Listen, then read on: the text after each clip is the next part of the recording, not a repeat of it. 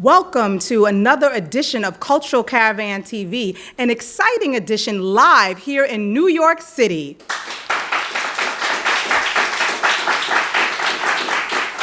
And we're here with our live studio audience, joined by a very special guest, a unique and multifaceted dignitary, the First Lady of the Republic of Liberia, Clar Marie Weah. Now, not only is she the wife of former international soccer star and now 24th President of the Republic of Liberia, George Weah, but as we'll find out, this Jamaican-born medical professional is a successful businesswoman and humanitarian in her own right. The Honorable First Lady, Clar Marie Weah, welcome to the Cultural Caravan. Thank you so much for the warm welcome. Thank you. I think our audience would be fascinated to find out, even though you were born in Jamaica and are now the First Lady of Liberia, where you grew up. Tell us a little bit more about where you grew up. Well, in 1978, my family and I, we migrated to New York. I was 13 at the time, so we lived in Brooklyn, New York. I did basically all my schooling in New York. Everything about me, I was molded in New York. So I have to give thanks to New York for that, even though I was born in Jamaica. Thank God. Yeah. And now we're taping in Jamaica, Queens, so yes. a little homecoming. Yes. But also, I know that you are an entrepreneur. How did you get into that? Growing up in New York City, what brought you into entrepreneurship, and what are some of your businesses? I guess growing up in New York City, we're surrounded with so many businesses here. And my brother and I, he's now the President General of the UNIA, we've always wanted to own our own business. And we started our first business, I believe, in Brooklyn on Nostrand Avenue. Unfortunately, it didn't work out. Later on, we moved downtown Brooklyn. It was very difficult because you had so many businesses in the area. I later on moved to Florida. We tried something there also, but with the hurricane and everything, we just decided to give it up. And later on, when I moved to New York, I said to my brother, let's try it one more time. Let's just try it one more time. And the one more time that we did it, right now we're owners of 2 restaurants by the name of Jamaica Breeze. And we are co-owners with, we own a warehouse that supplies, restaurant supplies. So in all, we have 3 businesses that we're managing currently. Oh my goodness, what a model of determination, stick-to-itiveness, definitely doing our diaspora very proud. Yes. Thank you so much for sharing that. I'm sure a lot of people are inspired. But how does someone that is a businesswoman, also I know that you're a trained medical professional, a nurse, how did you wind up meeting George Weah? It's funny how I met George. At the time, I was much younger. I was working in Chase Manhattan Bank, and he had a manager who manages him in Europe, who I did most of his banking for him at that time.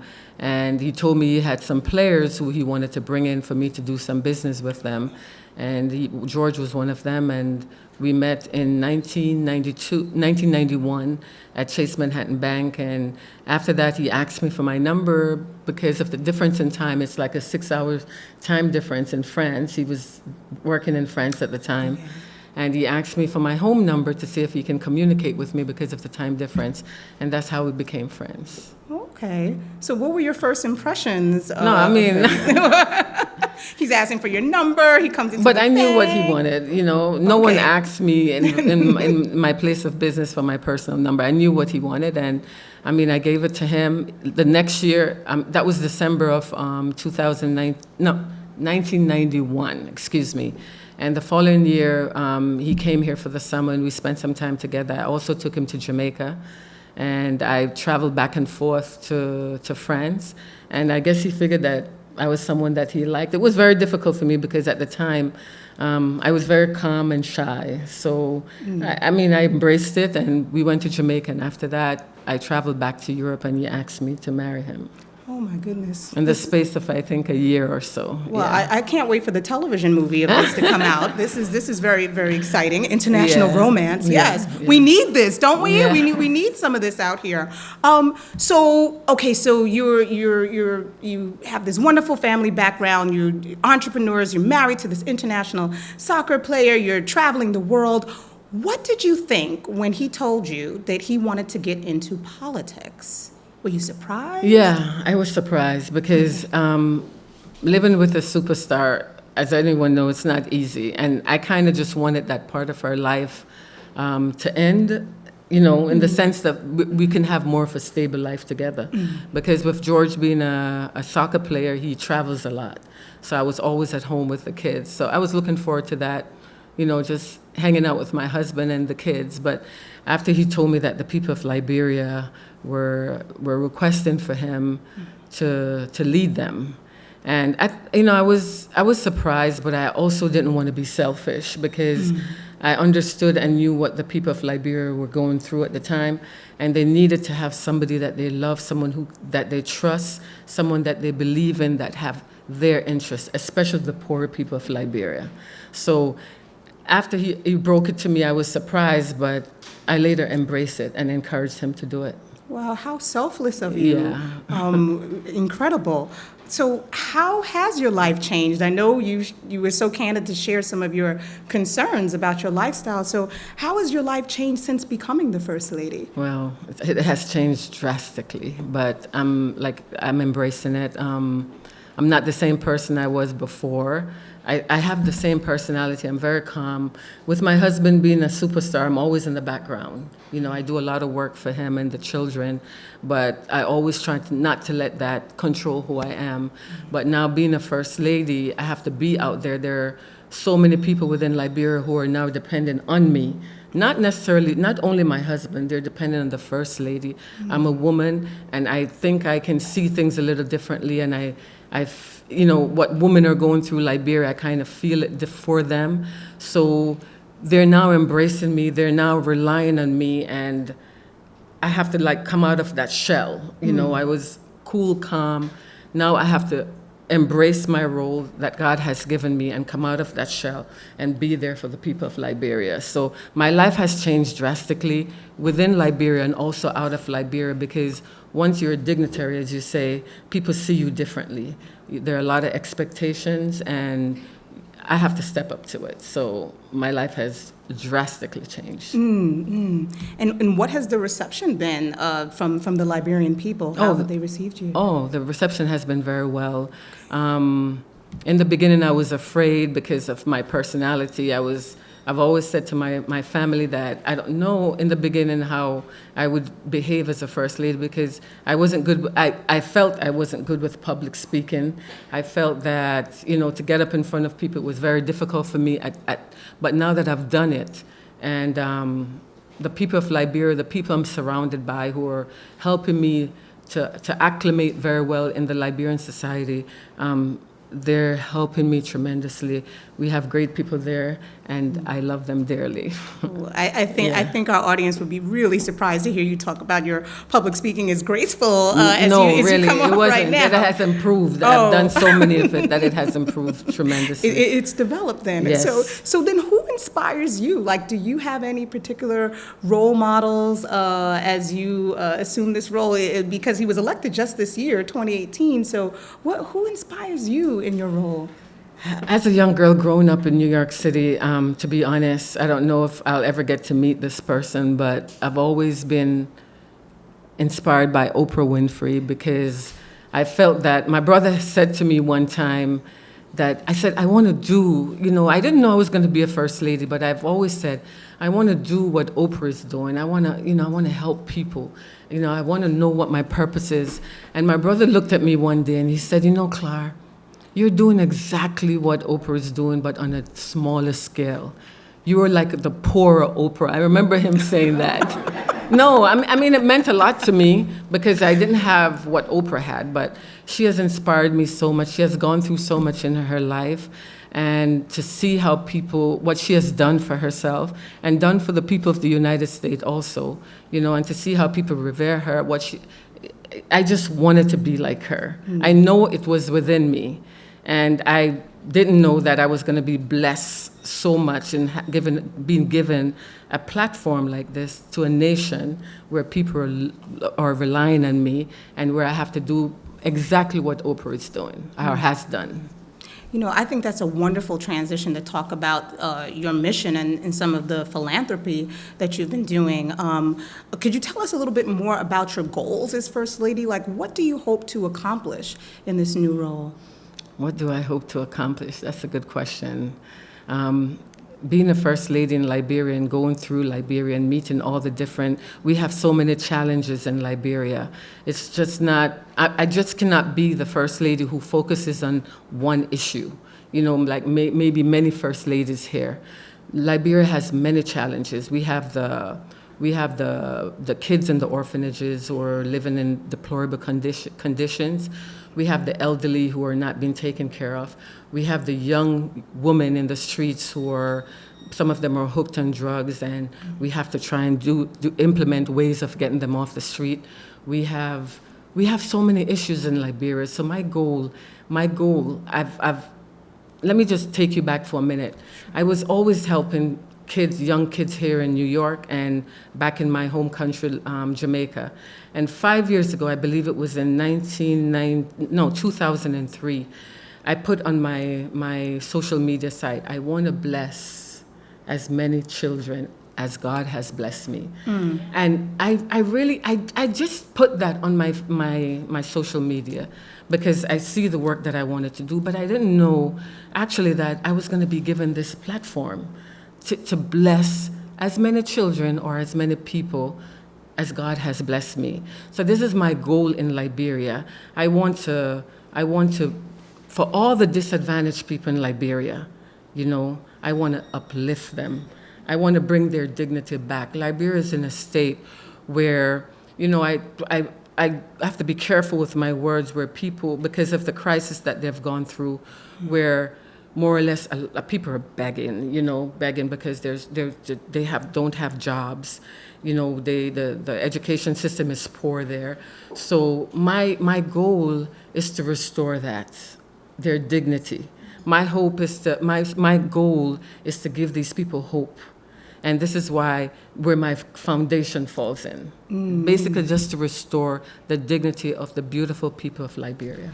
And tell us a little bit more about that, because the Clar Hope Foundation was, I believe, launched this year. Yes. And I seem to remember part of the mission is to create an equitable Liberia. So what are some of the activities that either that you've already done or that you plan to do with the Clar Hope Foundation? The first thing me and my staff and I tried to do, we went out to all the orphanages, because at first I was basically focusing on the children of Liberia. So we went out to the orphanages and we saw the conditions that these children were living in. Most of these children are not eating 3 times a day. Their living environment is poor. So what we started to do, we started going out and I started reconstructing their homes. You know, making their living condition better. Most of them aren't eating some of them are not even eating twice per day. So what we did now, we started on a monthly or every 3 months basis, we started giving food to the orphanages. And as time progresses and I started moving out of the orphanages, I started going into the old folks' home. A lot of our folks aren't eating also. So what we've done, we've implemented a monthly program where every month, the last Thursday in every month, we have a feeding session where all the elderly, most of the elderly, not all, come to us and we give them food. Right now, I'm in the process of building a home for the elderly in a place called Buchanan. That's under construction. My biggest project that I want to do is open a community that I'll name City of Hope, excuse me. And that City of Hope will consist of a home for children, a school for those children. For the girls that are in the street of Liberia, I want to take them off, so I'll also provide a home for them. I'll provide a vocational center within this community for them, and whatever facility to make their lives better. So this is what I'm working on at the moment. Wow. And it seems to be multi-tiered. You're covering education, you're covering health, shelter, and also intergenerational with the young people and the seniors, which I think kind of fits in with our understanding of our roots, African culture, to respect our elders. So I'm sure that's very much appreciated. How do you think your background as a nurse and a businesswoman has helped you to do all of this?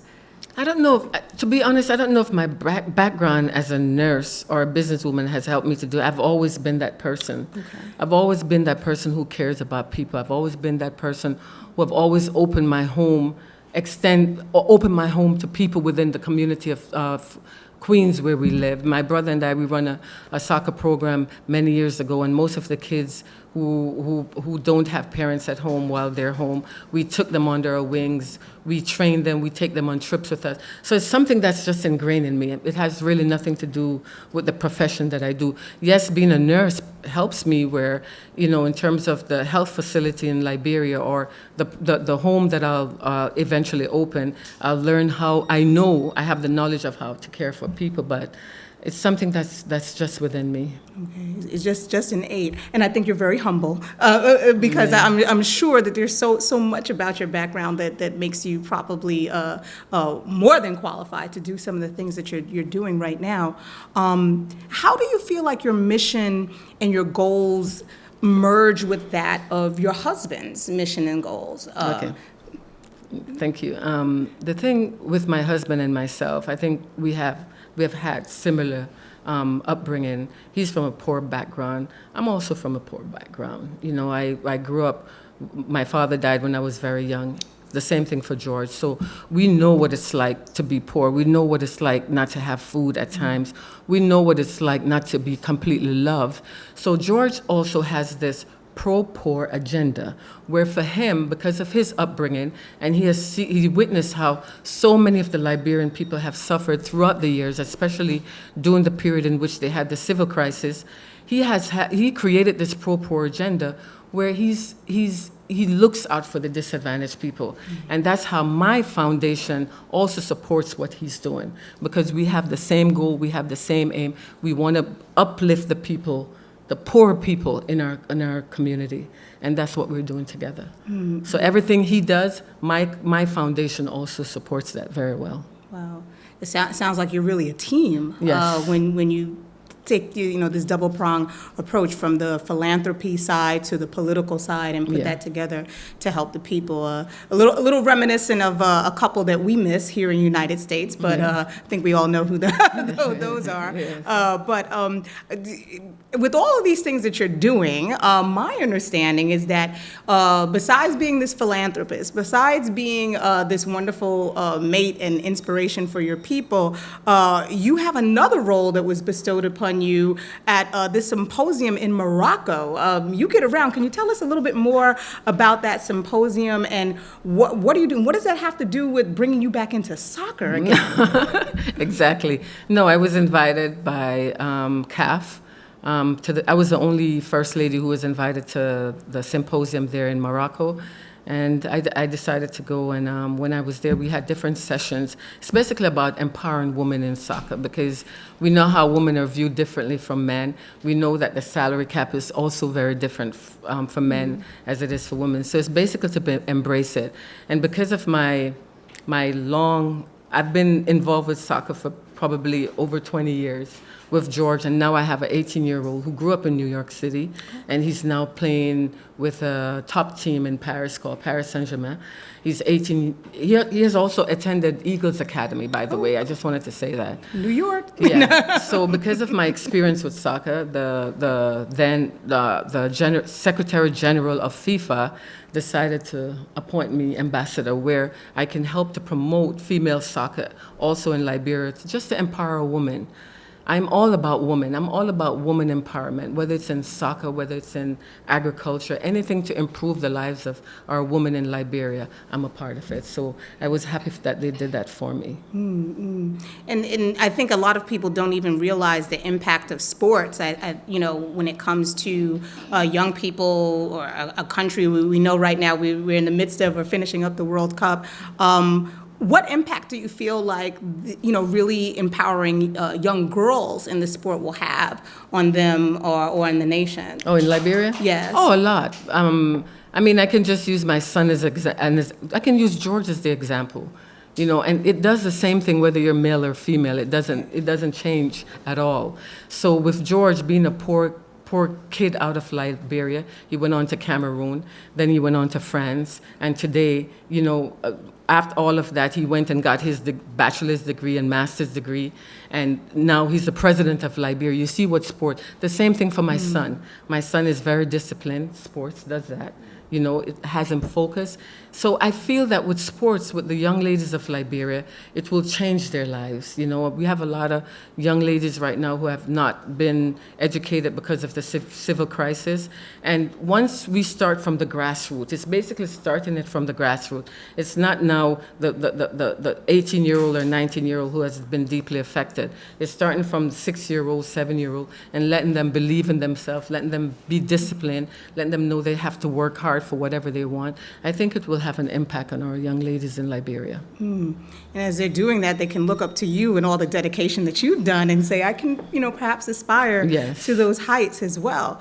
And you mentioned some of the background of Liberia, and Liberia, of course, has a very unique history and connection to the United States. A lot of people don't realize, at least Americans, that Liberia was created by descendants of early African Americans, probably some of our distant, cousins. So we are connected in so many ways by blood, by heritage, that sort of thing. But again, probably today, a lot of African Americans or Americans in general are either not aware of that connection or maybe only think about Liberia in terms of conflict or crisis. So what type of message would you want to send to the people of the United States about Liberia? What makes it special? What makes it unique? What are the strengths that you would want them to know about today? Liberia is a very beautiful country with beautiful people. We have a lot of resources. I hope that this is my mission. I go around and I plead to people to come into Liberia, to give it a chance, especially Americans who are watching this now. Come there, give it a chance. You will love it. There are a lot of stigmas on Africa where you see certain things about Africa. It's not so. Give the country a chance. Come there. There are resources there. You can build it. You can build a life in Liberia as you have here. So Liberia has a lot to offer. But you have to come there and you have to experience it.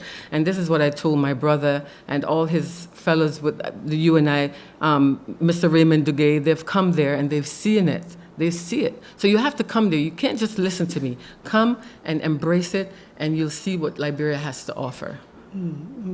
Very, very powerful words. And I think a lot of our audience probably will journey to West Africa, particularly to Liberia. There's so much more to talk about, but I know we have limited time. I wanted to come back for a second to your background because Jamaican-born, U.S. raised, European lifestyle or living there, and now the First Lady of Liberia. So before becoming First Lady, what exactly was home for you? What exactly felt like home? I mean, to be honest, home was New York. I've lived here all my life. I've gone back and forth to Jamaica. Yes, I've gone back and forth to Jamaica, but Jamaica wasn't, I don't want to get anyone angry, but Jamaica wasn't really home for me. It was home until I was probably 13, but most of my upbringing was done in New York. I've gone back and forth to Africa, and I've always loved it there and always wanted to go there and to support whatever my husband is doing. But for the most part, home was New York. Home was New York, and that's which is fine. You're here in New York, and we appreciate that. We claim you. We claim you. But I just want to say right now, I am so. Home was New York. My life is totally in Africa at this moment. Right. There's nothing else to me. I mean, I have so many people who are looking to me, and even after my husband's term is up, I still continue to live in Africa. I still want to work with the people because you don't. It feels so good when you're selfless, when you're living for other people apart from yourself.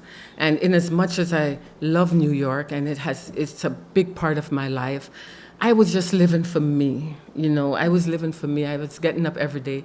I was working. I was getting my paycheck. It's all about me. Now I'm working in Liberia. It's everything about the people. That's all. I wake up in the morning. I want to get out there. I want to know what I want to do for the people. So Africa, especially Liberia at this moment, will always be home for me, moving forward. And thank you so much for saying that. I think that a lot of Americans, African Americans, would really be not only inspired by that, but informed, because I know my personal experience is also when I was a young girl, my family, very disappointed with the education system here, wanted me to have an Afrocentric education, and actually sent me to study abroad, actually in Ghana, in West Africa. So that pretty much changed my life. Yeah. And I feel you when you say when you get there, you feel home, you feel this connection, and you want to do more. Yes. You know, and I think for my part, I've always tried to, even, you know, I was in high school at the time, even coming back and trying to educate people, like there's cars, there's food, there's beaches, Yeah. there's great shopping, there's all this really wonderful things there that you can come to see. So, but I think that the difference between me and you is that you are truly a woman of the diaspora. Yeah. Like when you look up African diaspora, like West Indies, U.S., the continent, Europe, like it's all, you know, you are every African woman all over the world. So, I mean, just moving forward, like, how do you feel like having that multifaceted background is going to help you moving forward? But this is what's helping me now, because I have a different eye for things. I've traveled the world. I see how people do things differently. I've gone to school in New York. I know what the expectations are. I work in the health system here.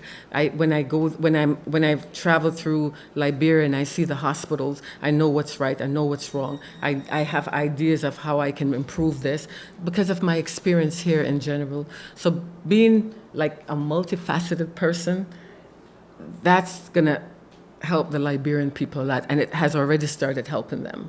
Thank you so much. You're welcome. And thank you for being you. Thank you for being such a wonderful embodiment of Black womanhood, of African diaspora womanhood. And thank you so much for all that you're doing for the people. We wish you the best, and we're not just going to wish you the best. I'm sure that we're actually going to be a part of that mission to accomplish success, because we know that when there's success in the motherland, there's success for us as well as a people. Thank you so much, Madam Clar Marie Weah. I appreciate it. Thank you.